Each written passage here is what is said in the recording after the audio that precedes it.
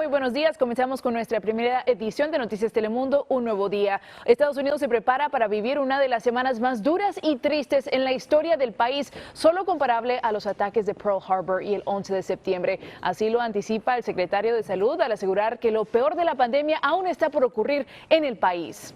Gobiernos estatales y activistas urgen que se haga más flexible el programa de asistencia de nutrición suplementaria, conocido como SNAP.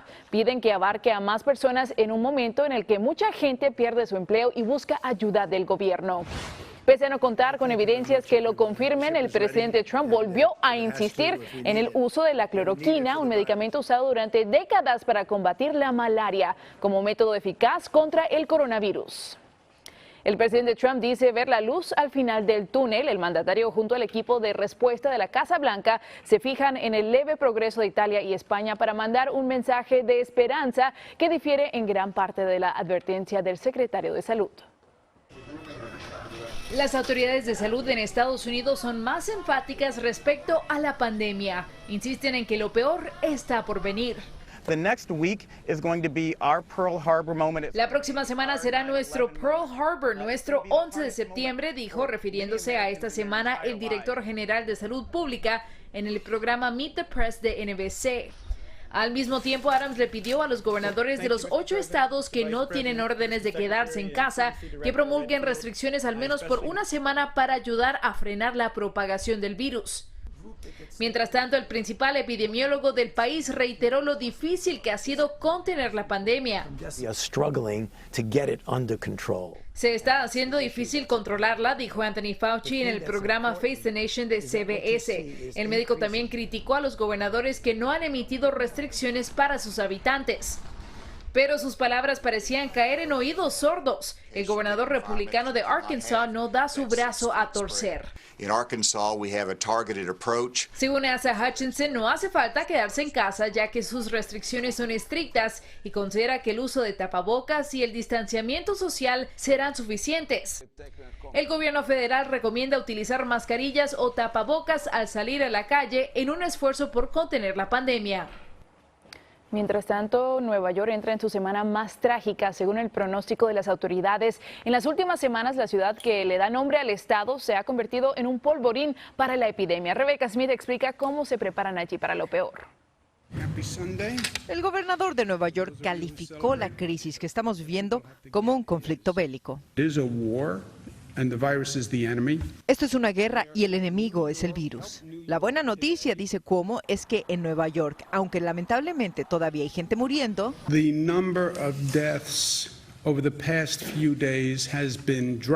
por primera vez ha descendido el número de muertos. El problema es que la crisis en Nueva York se comienza a repetir en otros estados, como Luisiana e Illinois. Cuomo lanza una advertencia: no hay suficientes reservas federales para atender a todos los estados. En el estado vecino, Nueva Jersey, ya fallecieron más de 900 personas, por lo que la alerta es inminente. Estamos ampliando la capacidad de nuestros hospitales con más camas, más trabajadores y utilizando hoteles del área para los enfermos, dijo el gobernador. Nueva York está ávido de buenas noticias porque el número de muertes es gótico. Estas imágenes son de un hospital de Brooklyn donde la cantidad de muertos es tal que se tuvo que apilar a los cuerpos en una morgue temporal. Y la crisis por el número de muertos no solo se vive en un condado, también se vive en la ciudad de Nueva York y en todo el estado. Es por eso que se han implementado morgues temporales como esta en toda la ciudad para poder manejar con el número de restos humanos. Pero ante la crisis sigue llegando ayuda. 85,000 trabajadores de la salud voluntarios darán la mano a los cansados médicos y enfermeras. En Nueva York, Rebecca Smith, Noticias Telemundo. Una situación muy triste. Bueno, un policía hispano falleció durante el fin de semana en la ciudad de Nueva York por complicaciones relacionadas con el coronavirus. El sargento auxiliar Ángel León estaba asignado al precinto número 43 del Bronx y se integró a la uniformada en 1981. Más de una decena de agentes del Departamento Policial de Nueva York han muerto a causa de la contagiosa enfermedad, así como se han registrado más de 2.100 contagios de COVID-19 en sus filas. Más del 18% de la fuerza laboral de ese departamento policial se ha reportado como enferma. Y precisamente en la ciudad de Nueva York, un tigre malayo de 4 años del zoológico del Bronx dio positivo al COVID-19. Esta es la primera vez que se infecta un tigre, según los laboratorios de servicios veterinarios nacionales del Departamento de Agricultura de Estados Unidos. El tigre, de nombre Nadia, junto con su hermana Azul, 2 tigres de Amur y 3 leones africanos, desarrollaron síntomas como tos seca. Autoridades del zoológico dijeron que esperan que todos se recuperen, así que entre todo unas buenas noticias. Y ahora pasamos a California, donde ya se han confirmado más de 15,000 casos y al menos 348 muertes por la pandemia. Allí la alarma se ha desatado en el condado Riverside después que por lo menos 30 personas de la tercera edad de un hogar de ancianos dieran positivo al coronavirus y se teme que la cifra de contagiados sea aún mayor. Es todo un reto para las autoridades de salubridad cuando vemos que sucede un brote en centros como este, porque sabemos que son personas que están en mayor riesgo de contraer el virus. Estas cifras pudieran aumentar a medida que vayamos recibiendo los resultados del resto de los pacientes y del resto del personal en esta clínica.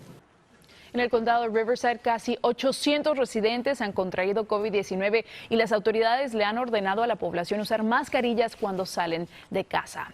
Y en otra información, el secretario de Defensa Mark Esper confirmó que había 155 casos de COVID-19 entre los marineros del portaaviones Theodore Roosevelt. El Roosevelt, con base en San Diego, está en el puerto de Guam luchando contra un brote de COVID-19 entre su tripulación, mientras el capitán Brett Crozier, que fue relevado del mando del portaaviones, también ha dado positivo en las pruebas. Crozier fue despedido luego de pedir a sus superiores de la Marina evacuar al 90% de su tripulación en una carta que se filtró a la prensa. Y también en otras noticias, el primer ministro británico Boris Johnson es hospitalizado como medida de precaución ante la falta de mejoría provocada por el COVID-19. El político de 55 años llevaba 10 días aislado en su residencia tras dar positivo por el coronavirus. Y el gobierno español pone en marcha una campaña de detección precoz del virus que ayuda a frenar los contagios de la pandemia. España registró 637 muertes en 24 horas, el dato más bajo en los últimos 13 días. El número de contagios en el país supera los 135,000 y los muertos son más de 13,000. Y Francia e Italia registraron el menor número de muertes a causa del coronavirus en 1 y 2 semanas respectivamente. En el caso de Italia, los fallecidos sumaron 525 en 24 horas. En Estados Unidos ya hay más de 82,000 infectados. Son 1,000 más que en China y 2,000 más que en Italia. Y Nueva York sigue siendo el epicentro de la pesadilla. 400 personas murieron hoy